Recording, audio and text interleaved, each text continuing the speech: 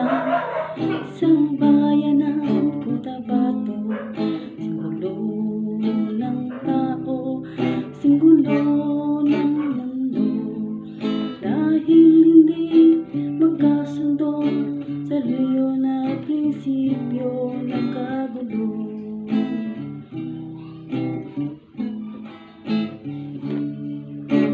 Bayan ko sa Cotabato, singgulo ng isip ko.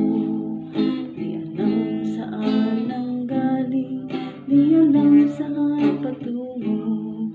Kapatid sa kapatid, laman sa laman, na silang naglalaban. Di ko alam dahilan ng gulo.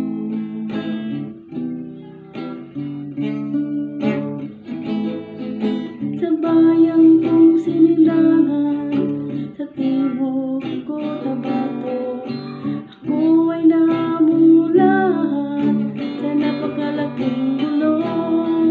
Dahil walang respeto sa prinsipyo ng kapwa-tao, kapwa Pilipino ay pinapahirap